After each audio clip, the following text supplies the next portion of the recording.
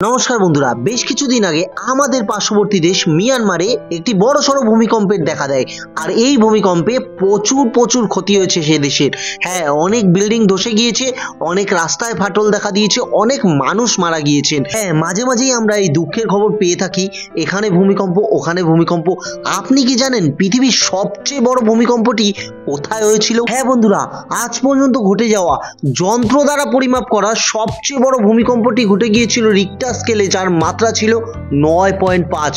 আর এই ভূমিকম্পটি কোথায় হয়েছিল তাই কিন্তু আজকের এই ভিডিওতে আমরা আপনাদের সাথে জানাতে এসেছি। আর বন্ধুরা, এই পুরো ভিডিওটি দেখার আগে আপনাদের কাছে আমাদের বিশেষ রিকোয়েস্ট, আমাদের এই চ্যানেলটিকে প্লিজ সাবস্ক্রাইব করে দেবেন। আর যদি ফেসবুকে দেখছেন তাহলে পেজটিকে ফলো করতে ভুলবেন না। তো আর কথা না বাড়িয়ে জানিয়ে দিই আপনাদের, আজ পর্যন্ত পৃথিবীর ইতিহাসে সবচেয়ে বড় ভূমিকম্পটি ঘটেছিল 1960 সালের 22শে মে দক্ষিণ চিলির উপকূলে, যা ভূমিকম্পের রিক্টার স্কেলে মাত্রা ছিল 9.5। আর এটি একটি সাবডাকশন জোনে ঘটেছিল, যেখানে প্রশান্ত মহাসাগরীয় প্লেট দক্ষিণ আমেরিকা প্লেটের নিচে ডুবে যায় একেবারে। আর এর ফলেই কিন্তু এক বিশাল ভূমিকম্পের সৃষ্টি হয়, যার পরে সেখান থেকে তৈরি হয় সুনামি। এই ভূমিকম্পটি চিলির উপকূলের পাশাপাশি হাওয়াই এবং জাপান ও ফিলিপিনের মতো দেশগুলিতেও ধ্বংস করেছিল মারাত্মকভাবে।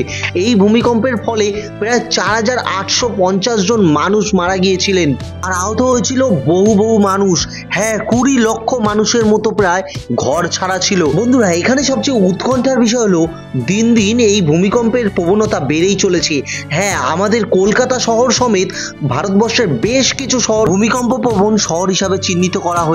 তবে এই সতর্কবার্তায় বলা হয়েছে, ভারতবর্ষের উত্তর পূর্ব যে স্টেটগুলো রয়েছে, 7 সিস্টার্স, সেই উত্তর পূর্ব স্টেটগুলোতেই সবচেয়ে বেশি ভূমিকম্পের দ্বারা ক্ষতিসৃষ্ট হতে পারে।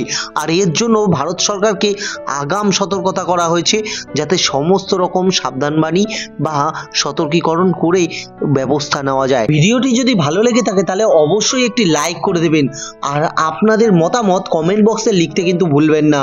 আর যদি ভিডিওটি আপনি প্রয়োজনীয় মনে করেন তাহলে অবশ্যই কিন্তু আপনার বন্ধু বান্ধবদের সাথে শেয়ার করে দেবেন। দেখা হবে পরবর্তী আরো এরকমই একটি ভিডিও নিয়ে। ততক্ষণ অবধি ভালো থাকবেন, সুস্থ থাকবেন। ধন্যবাদ।